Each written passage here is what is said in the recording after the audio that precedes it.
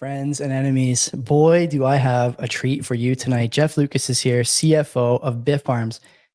We've had Ben Gagnon on the show before his big move to the C-suite. I guess he was the chief mining officer before his move to the top of the C-suite pyramid, let's say, over the last few days. As I mentioned, Jeff's the CFO. Bitfarms in the news lately.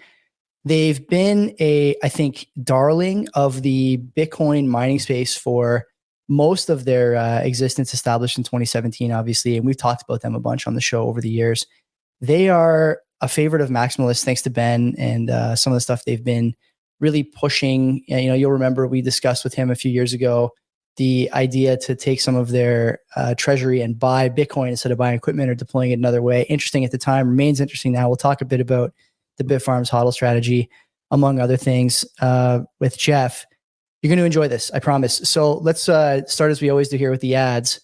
A little commerce up front. EasyDNS, the presenting sponsor of the CBP. We've been with Mark for the better part of a year and a half now. Outstanding sponsor, okay? We've bought our website with him, CanadianBitcoiners.com. We also bought iwantbitcoin.ca, which links to our second sponsor. We'll get there, don't worry. If you want to host your content on a place where you don't have to worry about it being pulled down, EasyDNS is your partner, is the guy that you're looking for, Mark over there. But that's not all. They have a whole suite of services available. So we talk a lot about the virtual private server stuff because it's probably important to Bitcoiners more than the average person. You can go over there and run stuff like Nostr relays, Bitcoin nodes, BTC Pay server implementations, nodeless implementations, do all of it privately and without concern for your security or online safety, which is fantastic. If you want to do email over there, Mark and the team have PGP and GPG email. It's outstanding the way that they take care of their clientele. Mark has been in the chat here a number of times over the year and a half we've been partnered with him, taking customer calls, basically, answering questions, which is nuts. We appreciate that. And we've obviously, like I said, used them for our own website, and we hope you do too. So you should go over there, start something the way that Len and I started CBP, easydns.com. Tell them we sent you. CBP Media is the code. And you get 50% off your first round of buys when you use our promo code. So you can't beat that. You don't get 50% off anything anymore. Certainly not at the grocery store. So go over there and buy some domains. That domains actually might be the second best asset. I know Sailor says there's no second best, but I bet you there's some domains out there that you could sell down the road. Not financial advice. Second sponsor, Bull Bitcoin. Bull Bitcoin is led by a team of guys who are crazy and extreme in the best way. My wife, I think I told this story on the air. My wife and I went for dinner with the Bull team and a few other good Bitcoiners, Mark, Jesse Berger, who's a friend of the show. And my wife left there thinking, I'll never do that again because all you guys talk about is Bitcoin and the collapse of society. Ain't that the truth? If you want to deal with a team of extremists, Bull Bitcoin is a company you should be using. They are non-custodial. Never worry about a rug pull. They are giving you an opportunity to both buy and sell on their platform. And of course, they have the bills platform. So if you really want to live on a Bitcoin standard, okay, you could do it. And I'm not just talking about paying your cell phone bill or like buying gift cards. You can pay your property tax. You can pay your insurance. You can pay your university tuition. These guys have it all figured out. It's one of the best platforms on the planet. And like I said, there's other companies out there from which you could buy your Bitcoin. Those are all good companies too, I'm sure, in a lot of ways.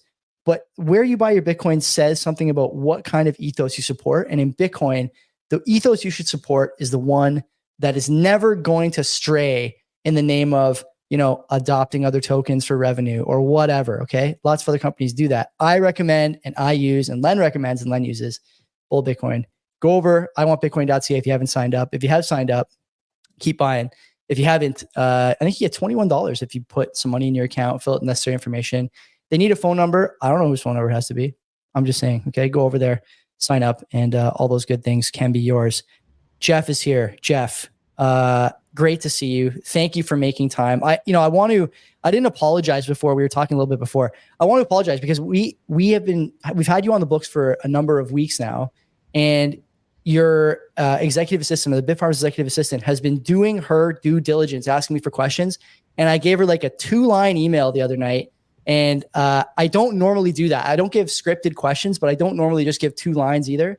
So I'm glad that 2-line email did not send you running for the hills, number one. And number two, I think, Jeff, that we're going to have a great conversation tonight because, as I mentioned in the intro, you guys have been busy over there the last little while. So maybe before we start, how are you doing, number one? And number two, introduce yourself a little bit. Tell people a bit about Jeff Lucas, where he's been, what he's doing now. The floor is yours, my friend. Good. Well, thank you. I'm very glad to be here, Ashley, because this is a very, very exciting time for our company here. And we've got a great story to tell. There have been a lot of developments, and I'm more than glad to share those with you here. To give you a bit about my background, as you can see, guys, I've been around the block a little bit, perhaps a few more times than Joey here. And I joined Bitfarms about 3 years ago. And it's kind of a funny story I was telling Joey earlier. When I was given this opportunity, I had said to my wife, about this opportunity to join a Bitcoin miner called Bitfarms. And she goes, "What are you, crazy?" So then I go to my kids and I say the same thing. And they go, "What are you, crazy? What are you waiting for?" And that's all I needed to hear. From then on, it's been a lot of fun. So this has been an absolutely terrific job because we've got a great group of folks. I can tell you without a doubt that we've got some great mining properties, but our best assets are people. And that's really what makes it exciting. These are folks who are committed, passionate about Bitcoin. They're smart, they're very open-minded. They challenge our ideas. It's been a lot of fun. It really has. I've enjoyed it immensely. In terms of my background, I'll just say very quickly here, before I joined Bitfarms, I was in the CFO and COO roles for a number of public companies on the NASDAQ, on the New York Stock Exchange. And I did that for about 25 years. Before that, I actually began on the buy side as a securities analyst. I also spent 6 long, painful years in public accounting. Good experience to have, but I don't recommend it for others. And I also worked on Wall Street doing what's called high yield finance. So it was a great background, but I really enjoy being in an operating environment. And I've had that opportunity here at Bitfarms, and that's what's made it so much fun. So you do have quite a story. Okay, that's interesting. I'm curious. Are you a Canadian, Jeff? I'm a Canadian at heart, and that's what matters. I actually live in I really am. I live in Boston, but both this current company, I spent a couple of weeks, a month up in the Montreal area. In my previous company, I spent a fair amount of time actually in the Cambridge area of Ontario. So I spent a fair amount of time up here. I asked because, another guy I'm trying to get on the show who I really enjoy his commentary as well. And actually your mannerisms are almost the same as his, a guy named Kevin Muir, who I'm a big fan of, who has a background in finance. I think he still works for CIBC or BMO. I forget. But anyway, a story for another time.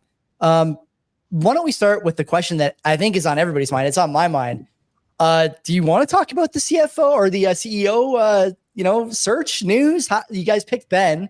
He's, coming up. I don't want to say from AAA. I think you could say he was already in the majors for some time when he eventually got that CEO call. What is the mood like over there around Ben's ascension to the top of the food chain there? How was that search? Anything you can shed some light on? I'm all ears. Yeah. So you can think about it many ways. One of which is Ben has now formalized his position for what he's already been doing for us for many years. Bear in mind, he's been with us for 5 years. He was sort of the chief mining officer, but it was more than that. He really was our chief strategy officer. And so we are all very excited and very optimistic about having him on board. And there's a couple of reasons for that. First of all, as many of you already know, he's probably one of the most creative guys that you're going to find, and also one of the most informed. He is a true OG, I think, in our business. There's just no doubt about that here. And, I love hearing the guy's thoughts and ideas. To be candid, some of them are a little off the wall, but a lot of them really, have really a lot of merit to them. And this gives us the opportunity to really explore all angles here in our business. That, I think, is one of the elements that differentiates us. But what also makes it very important is the value comes not just from the creativity, it comes from executing on that creativity. We've got, as I mentioned before, a really great team. We've known Ben, we've worked with Ben now for 5 years. He knows all of us. He knows where we're strong. He knows where we need reinforcement. And that is critical because when you think about it, and I know our board gave a lot of thought to this as well, you bring on a new board member from the outside, and there's a long learning process here. And it's not just, 2 or 3 months. It can go 6 months. In this business, we don't have that luxury. The beauty of Ben, in addition to his smarts that he brings on board here, is he knows what to do. He knows how to work with us. We know how to work with him. And we can get that ball moving pretty quickly here. So one of the first things that Ben is doing is really exploring a lot of opportunities. So the board has a mandate, and this is part of what's been going on with some of the activity you've heard about Riot and others, to do a strategic alternatives review. How do we maximize the value for our shareholders, for our communities, for our employees? And he gets it. He's the source of a lot of the ideas behind that. So with him sort of driving the process here, we can really move forward and begin executing on a lot of these. Why don't we talk about that then? We'll just head down this road. We'll pull on a couple of threads there. You guys were one of the last holdouts in terms of pure Bitcoin mining instead of doing HPC, AI, stuff like that. Stuff that the other miners have not only done, but seen a fair amount of success with. We talk a bit on the show about Iris Energy, Iron. As far as a Bitcoin mining company, sort of nondescript, but we're one of the first to really embrace and publicly do so, this idea that they can do high power compute and stuff like that. That's become really trendy, both in the Bitcoin mining space and sort of the broader, let's call it the Qs economy. And I'm curious, what was the shift in thinking in your mind? And maybe you could talk a bit about why there was such a, I don't want to say delay, but maybe a hesitance to make that shift from pure Bitcoin mining over to this blended business model, let's call it. Yeah. So let's be candid. HPC right now is a very hot topic. There's a lot of froth out there. You see that in some of the share prices here. But what is the reality? And I think we're going to learn a lot more, all of us, about not only what we're doing, but what others are doing in terms of what can you truly and genuinely achieve with HPC and AI. We actually are very excited about that as well. And we are deep into the exploratory process here. So I don't want to give away too much at this point in time. I would say stay tuned here. But there's some of the elements of what we do that make us ideally suited for HPC. I think first and foremost is that we're generally known as being very, very good operators. And that's key. Our strength really rests in the design, the development, the build out, and the operation of data centers. This is exactly what the HPC and the AI folks are really seeking right now, because they know you have to have a very, very high level of performance. We have some of the best uptimes in the business. A measure of how our operating efficiency is how many Bitcoin do you mine per exahash.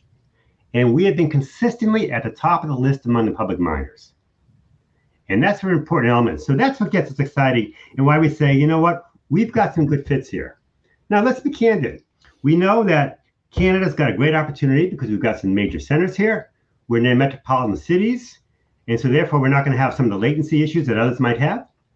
We've got opportunities in Washington State in the United States, and an acquisition we made recently for 120 megawatts in the Pennsylvania area.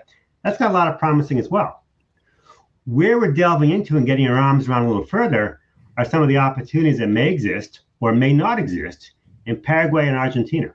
There are more remote locations. We have a lot of resources there. Those are very successful operations for us. And right now we're making the assessment whether or not it makes sense for us to actually even pursue that down there.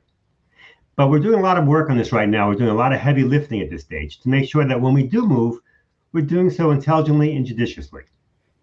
How should I think about the difference between HPC and AI applications for your data centers and the narrative that Bitcoin miners have really, had a symbiotic relationship with, honestly, if you ask me, that they can be quote unquote demand response and increase base load without costing anything because of that wasted or potentially wasted energy. HPC is a different beast, right? You can turn off a Bitcoin miner, but if someone asks you to produce a picture of, Barney the dinosaur with a machine gun, you can't tell them no. You got to do it. You got to give them that picture when they send the token in. How are you guys thinking about that? That's a significant shift in my mind, but maybe I'm wrong. No, actually, I think you're raising one of the most important points about the difference between the two. I think you're absolutely right about that. Our goal, and the goal of a lot of our peers, has been how do you get the cheapest power possible? Demand response provides an opportunity to get very low power costs. But of course, you also have the interruptibility and you have the curtailment. That's the way we've been thinking about the business. As a matter of fact, we have some proprietary software called MGMT2. It allows us to monitor and manage each of our soon to have 103,000 miners out there. That allows us to fine tune them for interruptions or disruptions in the power. That's not what HPC does or what HPC depends upon. And it is indeed a bit of a mind shift here as you think about it. Now, of course, the beauty of HPC is one, the margins are much higher. Secondly, you got consistency and continuity of a revenue stream. And we've taken us years, but we've gotten very comfortable in an environment where you have those disruptions and you still can maximize the profitability in the operations. So it's not an easy response. And I think it's one that we all have to think about very carefully. The other point, by the way, to keep in mind here, as everyone's well aware, is the capital investment for HPC is huge compared to what you have here for mining. And just to give you a couple of simple examples here, for infrastructure on a megawatt basis for a Bitcoin miner, you generally hear it's about maybe $350,000 to $550,000 per megawatt. Because of our expertise, we generally do it for $250,000 to $325,000 per megawatt. But that's a fraction of the $5 to $10 million and more per megawatt that you need for HPC. That's a whole different game. So, okay, maybe the best place to go here then, Jeff, is this, we'll call it again, a shift in thinking, from being a pure Bitcoin miner to an HPC blended, let's call it business model. In my view, this is actually a good move, although my peers and colleagues in the chat may disagree, and I'm sure I'll hear about this on next Monday's show. But to me, it makes sense because you guys do have a responsibility to your shareholders that it seems like, this is, whether frothy or not, I happen to agree with you on the froth point as well. There's money to be made here that's left on the table. The question then becomes, in my mind, what is the exposure to Bitfarms exposure to? Is it exposure to Bitcoin as sort of a higher beta, if you like the HODL strategy? You mentioned the operational expertise you guys have.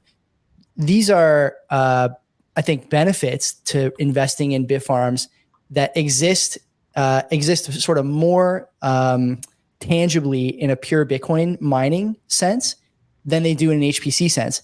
One of the questions I asked the other night on our show was, I want to hear from Jeff why people should buy Bitfarms as opposed to some other way to expose himself to, what's basically another blended business model, something like NVIDIA. NVIDIA is a bad example because there's just so much, potential for a blow off top in that thing at this point. But you get what I'm saying. There's other ways to expose yourself to this trend that are not Bitcoin mining, that don't carry the risk of the Bitcoin price. Am I onto something there? You guys have a view on that? What have you talked about internally? Well, let me step back for some of the questions you're asking me, because you're asking a lot of really good questions. I mean, first of all, what do our investors look for in us here? And let's recognize that there's a value associated with being a high volatility business, which we are. And if you can manage yourself in that environment where you're in a high beta environment vis-a-vis Bitcoin, then that works in your advantage here. And I think that lends a lot of value in the eyes of investors, because a lot of that has not been realized in the current share price. As you deliver on that, that's when you have upside performance. The second point, very naturally, is the opportunity for growth. And we've actually really, we've adopted that in earnest now. We made an announcement back in November of 2023. The fact is that we were going to be expanding our operations in Paraguay and upgrading our mining operation to improve our efficiency greatly here. We're going to be growing very dramatically. We were around 6.5 exahash last year. By the end of this year, we'll be about 21 exahash. And our current announced plans for next year, and we have a lot more in the bank that we haven't announced yet, is about 35 exahash. You're seeing even this year a threefold increase in our exahash. That's dramatically more than what you're seeing in the network hash rate overall by far. That's what investors are paying for. You invest in public companies for the growth opportunity here. And this, we feel, is we are well suited for that, ideally positioned, and that's going to bring some attractive returns, we believe, for our shareholders. On top of all that, though, you ask, where's the incremental revenue and profit opportunities?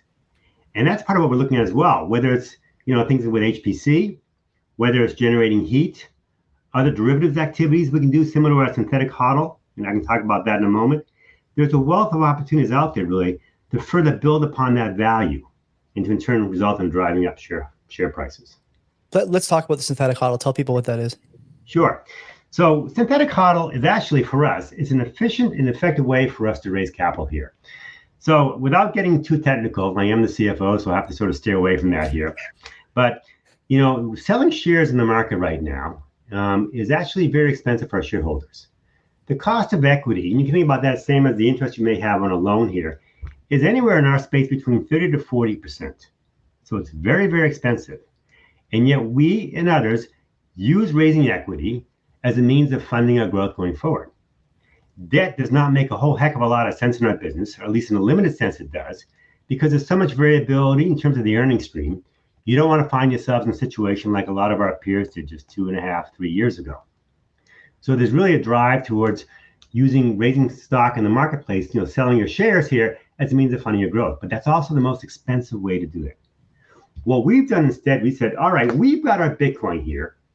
We want to be able to use the Bitcoin that we generate from our operations to fund our growth, but at the same time, we want to maintain that upside potential. The problem is you can do that by having a large HODL. We can't afford to do that. We'd rather use our money that we have from operations to fund our growth because it's a lot cheaper for us to do that, by selling some of our Bitcoin here than it is by selling shares. So what we've done instead, by way of example here, if we have one Bitcoin, that we generate from mining activities, what we'll do is we'll sell that Bitcoin. We'll take about 85 to 90% of the proceeds and plow it into our capital investment. Again, a lot cheaper than selling shares. The other 10 or 15% of the value of that Bitcoin will actually buy long-dated call options. These are call options in Bitcoin that are going to expire or mature over the next maybe 9 to 12 months. The beauty of doing that is, on the one hand, we've raised a lot of money here to fund the growth cheaply, but also we're buying these long-dated call options, so we also participate in the upside of Bitcoin if it goes up. Now, if it doesn't go up, we'll spend 15% of the money or the value of that Bitcoin to buy those options. Maybe they expire worthless, but that 15% is a lot cheaper than going out and selling shares where you have to pay 30 to 40% on a yearly basis. That's the thinking behind our synthetic HODL. I'm a big fan of that strategy. I've talked with Len about that off the air a couple of times. I actually prefer it. I greatly prefer it, I should say. That's really an understatement, to this idea that miners hold, some percentage of everything they mine and then are basically, as you mentioned, forced sellers in a down market, right? This is basically the only time you're forced to sell. And to me, it never made sense. Why are other miners not doing this? Like, this is not a secret. It's not, a sort of well-guarded, vaulted idea. It's out there. You guys have spoken about it at length, at least a few times. And I'm curious as to why you think other miners just have decided not to adopt this strategy, even though they should have learned these lessons, not once, but probably twice now for some publicly traded miners. They just don't seem to care, or they don't understand. What is the problem? I think it's a little more than that, actually. It is a very, very straightforward concept, and it's one that resonates very, very well with institutional investors.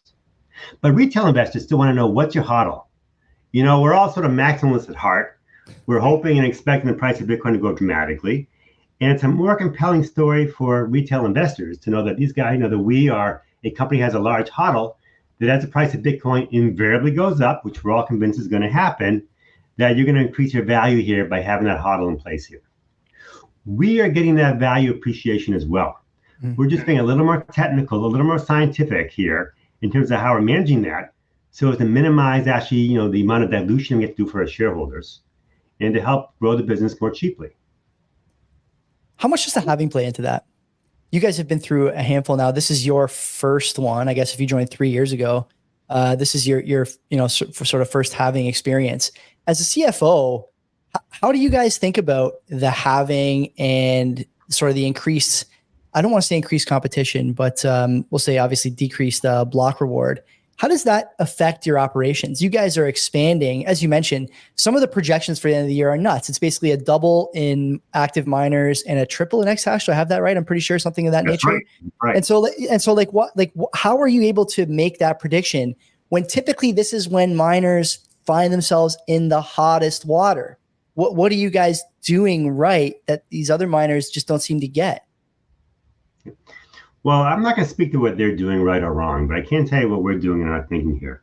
First of all, we think about the halving a couple of years in advance. I mean, Ben is already pounding on me to begin thinking about the next halving, quite frankly. What are we going to do about that here?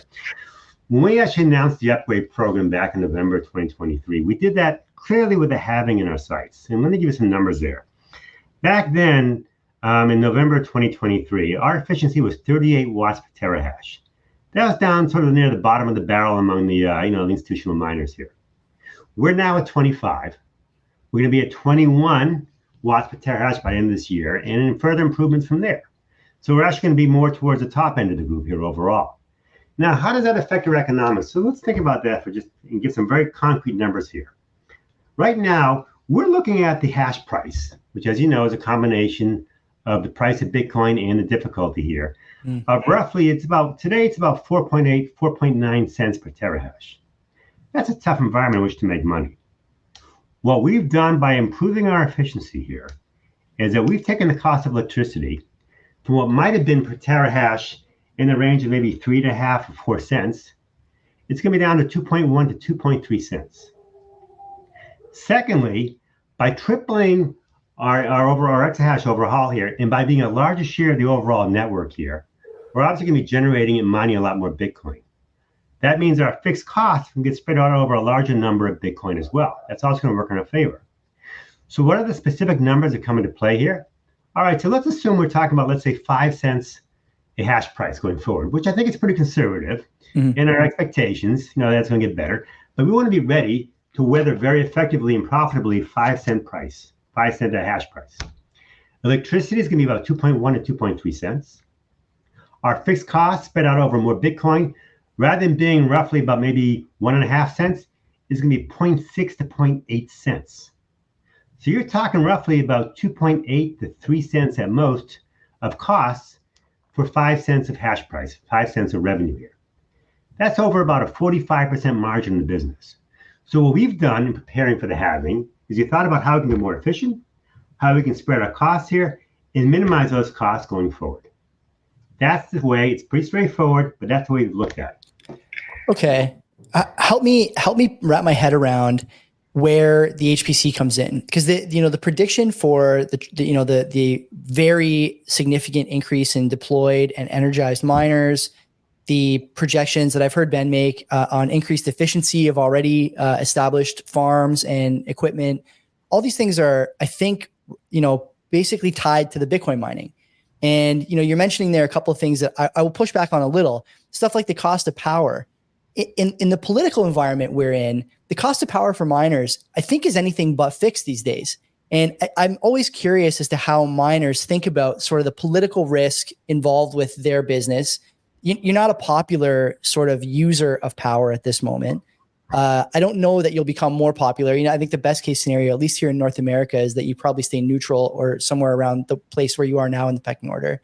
And then the other part of me wonders, how do you know that the power you bring online and the equipment you bring online won't be better used as HPC? So how can you square things like we're going to mine more Bitcoin? I don't want to sound adversarial, but I think it's a question that a lot of people are wondering about these, publicly traded miners who are, in my view, correctly starting to look at different revenue streams with the tools at their disposal. So, well, I think you really need to look very, very carefully at the nature of those power agreements. Because as I mentioned sort of at the beginning of our conversation here, Joey, that we will look for low-cost power because we can afford curtailment and interruptibility. We can operate quite profitably within that. There is indeed opportunities here to pay more, for your power here, and therefore to enjoy the higher margins and the consistency that you get from HPC. So actually, it does fit in quite nicely, but you again have to understand that the underlying fundamentals of your power sources and how you can use that to your advantage. So, as I pointed out before, HPC is not ideal for all of our power sources, but it does have benefit for a lot, particularly in North America, and that's what we want to explore further. And I'm going to say once again, stay tuned, because that's a key part of our strategic thinking as we're going forward, and as we're developing it and unfolding it as we speak. So I think you're making a lot of good points, Jeff. And I think if I look at the chat here, people are pretty hyped up on Bitfarms and some of the stuff you're saying. There's a couple hundred people between YouTube and Twitter tuned in to you because you've been in the news. And I think before we hop into the stuff with Riot, I want to ask, as the CFO, I have a couple of friends who are Bloomberg users, the terminal elite, I call them. And right. they think you guys are undervalued. Your market cap is a little shy of $1 billion, I'm pretty sure. And you're talking about a lot of the things that I hear from these folks on the regular. There's solid team at Bitfarms. Continuity is difficult to price. The PPAs are difficult to price. And it's not necessarily just about the exahash, the synthetic HODL, et cetera, the more tangible things. How should people value you guys then? This is not a problem unique to Bitfarms either. I think it's a problem that a lot of miners are having that, no pun intended, that they're operating these businesses that are on the cutting edge of a number of different, silos of expertise. And they're having a hard time convincing, potential buyers, Wall Street, whatever, you pick your sort of term. This is what we should be worth, even though the share price is this. How should we value you guys over at Bitfarms? Yeah. That's a really good question, Joey. We spend a lot of our time trying to educate investors because our power contracts are not complicated. The beauty right now, we're about 77% hydro. When we're all done with the upgrades, we'll be about 86% hydro. The beauty of hydro, among other things, in terms of being green here, is the fact that cost of electricity is pretty constant. It's actually pretty easy to manage and pretty easy to measure here. The challenges that we have are really twofold. One, we are geographically disparate, and investors, particularly North American investors, are not going to attach the same value to exahash you have in Paraguay or Argentina as you're going to attach what we have in Canada and the United States.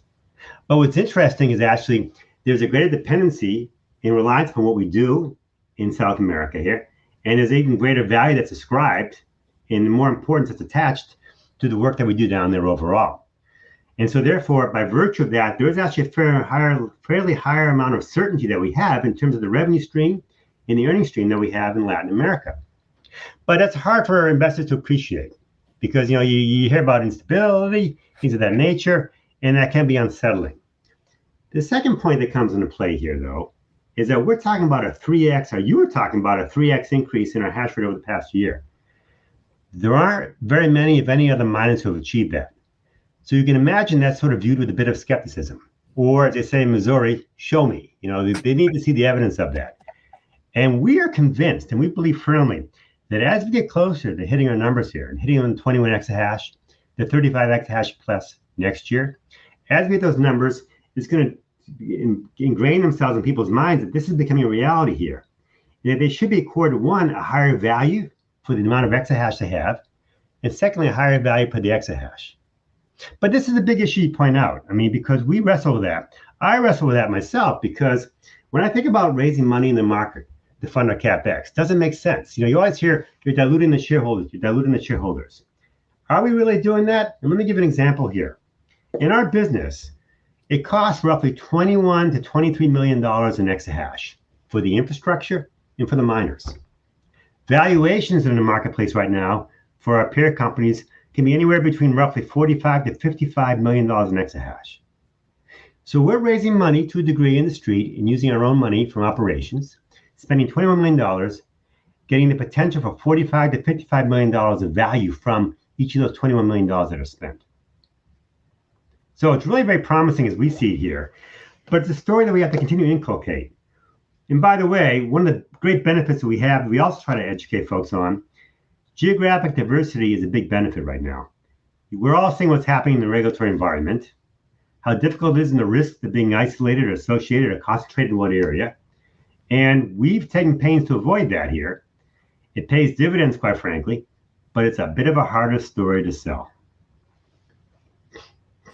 I think that's putting it lightly, honestly. The Right. story about, it sucks. In Bitcoin, I think we look a lot at other jurisdictions and find that maybe the, I don't want to rag on the mainstream news here. These are my words, not yours. I think a lot of people find that what you hear on TV is not always what you find when your boots are on the ground, and you guys are putting boots on the ground in some of these other jurisdictions. You mentioned there, the work is valuable there in a way that it's not quite as valuable here. And in, I say here, but in North America, let's say, this is all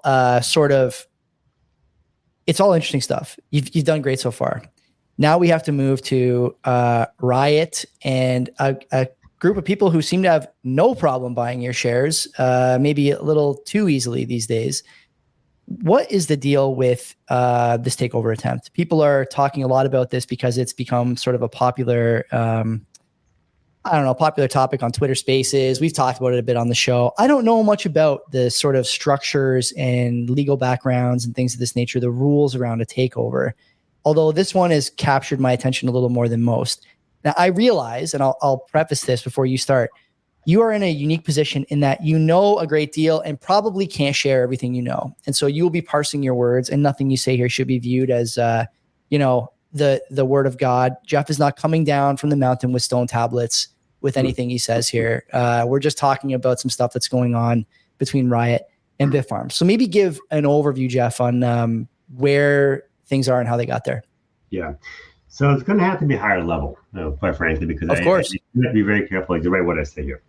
So let's recognize something about the industry overall.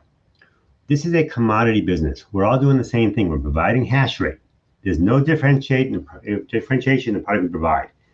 If you look at cycles in commodity businesses over the past literally 150 years, there's a pattern that repeats itself. And a key part of that is going to be a consolidation phase, which we're entering into right now. Now, clearly, when the board made the determination that we needed to find a new CEO that's a little more focused on growth than just building out scalability, as our predecessor did very, very effectively here, that does indeed, bring a lot of attention from other players, particularly where we're seen as being very good operators.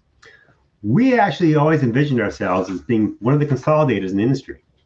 And the reason for that is pretty straightforward. We're very, very good operators, as we pointed out many times in the past year. We can take businesses that aren't as effective, are successful, are operating profitability. We can acquire those businesses, incorporate our own practices, and have these businesses be very successful and very profitable here. But given some of the activities that's happened with us over the past several months here, that has brought a lot more attention to folks who themselves look to consolidate, and they want to bring on board some of our expertise. And the fact they've already established geographic footholds in some remote locations. The steps away from some of the risks that we're seeing with the concentration in Texas and other places here. So I think some of those industry drivers here and some of the elements that are particular to our company has led to a lot more interest in us going forward. One thing that our board has committed to publicly to our shareholders, community, and our employees is what's called a strategic alternatives review. And that is finding opportunities to really maximize our value going forward here. That process doesn't happen overnight. Now, what we're seeing by Riot's efforts here, they are trying to impose some board members, or bringing some new members onto our board of directors. And two reasons, one of which is to maybe bias the activities of the board in favor of what they're trying to do, and they are trying to get us at a less expensive value here. But the second point here, I think, is we need the time to do this thorough review process here. And quite frankly, the board, Ben in his new capacity, and other members of management here are all very instrumental in making us successful here. But we've got a lot of opportunities at our disposal here. And this alternatives review is going to help us in many ways maximize the value. But for us to be able to do that, we need time. And that's why you have the shareholder rights plan in place as a means of thwarting what Riot is trying to do here going forward. Shareholder rights plan, for people paying attention or listening to the show, is the technical parlance for poison pill. I'm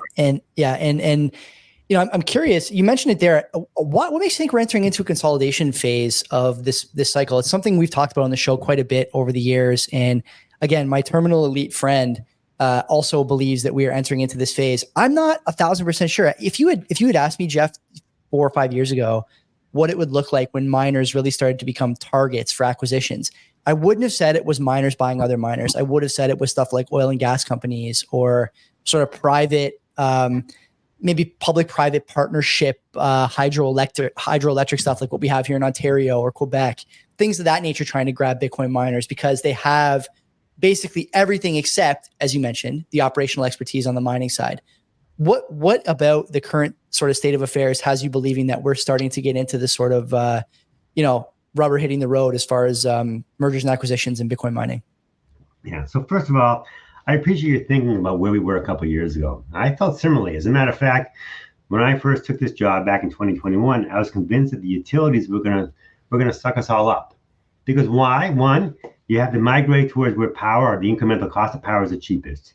And secondly, there's a fundamental value to mining in terms of load balancing that the utilities also benefit. And I was convinced back then that we're all going to be, consumed by utilities. And that may still happen here.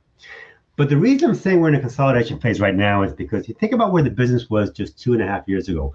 We were enjoying, and our peers were enjoying, 85% mining margins. We're not getting there those days. Those days are not with us anymore. We're getting far more sophisticated. Margins are getting compressed. How do you get an advantage? Scale makes a difference. And it makes a difference because you can bring expertise to new opportunities, new locations. You can find, bid, negotiate, and acquire locations far more easily. You have a larger number of Bitcoin on which you can spread your fixed cost base, which is a big advantage. In a commodity business, that's absolutely key. And very, very importantly, the capital markets are far more sophisticated now than they were just a few years ago. And the availability of capital, and there's a huge benefit that the Clean Sparks, the Marathons, and the large players can have in terms of raising capital more cheaply than some of the smaller players can. All those factors speak to moving towards more of a consolidation and migration towards a fewer larger players here. Now, what's also come about as a result of what we're seeing here now is that we're also seeing a sort of diversification of our product mix. whether it's HPC, heat generation, or a number of other opportunities here. There's a wealth of ways that we and others can capitalize on our existing knowledge and base of resources here to really grow and expand our businesses very profitably in new directions. And the larger players are going to have the financial wherewithal to take those chances and also have the expertise and the breadth of management leadership to do that very effectively. What is stopping the sort of resource, the electric companies, let's call them, from snapping you guys up? I don't mean like Bitfarms. I mean sort of the royal you as far as the miners. I still don't see why they're not doing it, because you mentioned there are a couple of great reasons. There exists, obviously, I think maybe in oil and gas, private oil and gas, more rationale not to go out on the risk curve and try mining. I'm thinking specifically about like career risk. I can't go into a boardroom at Exxon and say, listen, we got to spend $100 million on buying up every Bitcoin miner in the States. They have all the hardware, they have all the PPAs, they have all the expertise. We should be doing this. That's a career limiting move potentially. But at the sort of partnership level, the private public partnership level, it's not really a career limiting move. And as you mentioned there, especially in North America, I'm thinking specifically about Ontario in this case, we have problems with grid load. And to me, it's an obvious sort of synergy that they're missing out on. Why are they not why is it not OPG making a play for Riot, or making a play for Bitfarms, I should say, as opposed to Riot? That's the partnership. I think I don't want to say you want to see it, but I think it's the partnership that makes more sense than these miners, than Riot acting adversarially. And those are my words, not yours, acting adversarially toward your operation. What's stopping these guys, Jeff? So Joe, you're a little more forward thinking than a lot of those guys are, and understand that they're in a pretty stable industry, that being utilities here. They may be a little more risk averse than you and the rest of us are in crypto overall here. I'm not an energy guy yet. I'm getting up to speed pretty quickly here. But I do recognize that the biggest impediment, I think, for utilities is 3 letters, PUC, the Public Utilities Commission. It's a regulated environment. It's not one that's conducive to taking on risky endeavors, despite how compelling the economics and the operational benefits may be. So I think we're going to be getting there in time. And you may see actually a lot of these utility holding companies begin actually setting up separate operations to make acquisitions of the miners.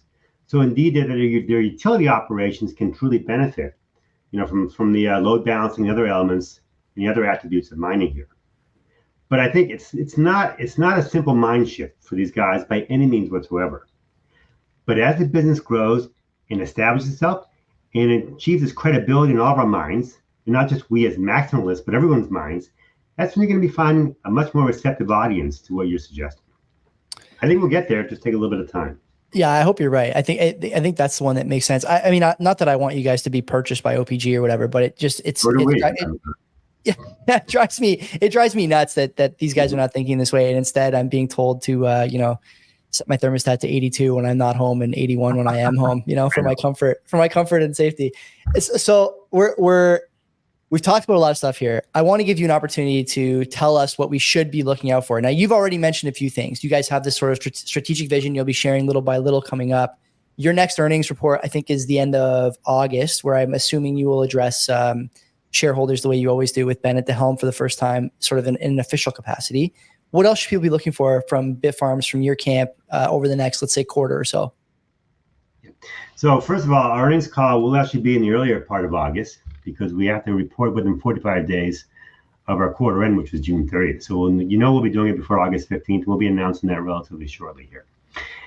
What I would focus on the things I would focus on here is what gives companies a sustainable advantage in the marketplace going forward? What gives miners an edge going forward?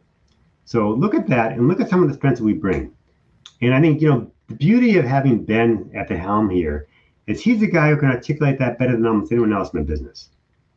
We really are very, very disciplined and structured in our thinking, in our operations. And I think you can get a better appreciation for that. And as you see that and gain confidence in what we're doing in Paraguay, Argentina, and perhaps other parts of the world, I think you can begin ascribing a higher value to the exahash that we're operating down there. The second thing to keep in mind here is that we have been very careful and judicious in our growth in the past. Now that we have the organizational infrastructure in place here, and the people and the scalability, we are really well positioned to begin growing very dramatically. We've got a corporate development team It's very, very active right now, very aggressive, pursuing a wealth of opportunities. More opportunities, quite frankly, than we've seen in a long time here, and opportunities that we can particularly capitalize upon ourselves. So again, keep an eye on what's really critical for success in our industry going forward. Look at how we, Bitfarms, brings that operationally and how we manage our business and how we find opportunities and capitalize upon those. And also take a look at what we're doing in some of the more remote regions of the world here, where we're finding opportunities to achieve and capitalize on the value that's there. By doing that, people are going to begin ascribing higher value and we think higher multiples to our business going forward. That's a good answer. I mean, there's lots to dissect there. I'm gonna scour the chat here for let's see, any questions. Utilities or defensive stocks. I don't know if that's a question or not. I think you're off the hook here, Jeff. I want to thank you once again for an outstanding interview. It's not often I get to speak with somebody who is an expert in the sort of numbers side and the economic side of mining. There's a lot of, and actually I'll level with you. There's a lot of miners who contact us to come on the show. And oftentimes we say we don't want to, because I don't want to hear just about how you're planning on rolling out hash and this stuff. And that's great and everything. But I think you understand better than most that telling people you're putting equipment online is no longer enough to get a 20% jump in your stock price over a couple of trading sessions. Those days, like you mentioned, are gone. And so I was excited to talk to you tonight. You've done a great job outlining some of the things that are going on with Bitfarms. And I think the space more broadly, they give people a lot to think about. Before you go, if people want to follow what's going on at Bitfarms, what's the best way to do it? And also, sir, where is your Twitter account? Like, can we not get these tidbits every so often on Twitter in like 140 characters? What's going on with that? Yep, I've got to make it more active than I have. And you have my commitment to do so. So you got that one. My suggestion to you is pay attention to us in terms of our press releases. Go on our website. We're really actually beefing up our overall social media and communications effort here. We brought on board a new head of investor relations, and now she's actually taken on marketing communications as well. So we're really making some great inroads there. We know we've got a great story to tell. And before we could tell that story, we had to make sure we had that story in place. We're there now. We're now taking it to the next level and getting that story out there. So I think it's a very, very exciting time. I think we all agree here that we're in the best business that we can be in here. This has got to be the most fun any of us have ever had in our careers here. That's how I feel, and my colleagues feel the same way. And Joey, I get a sense you take that to heart just as well.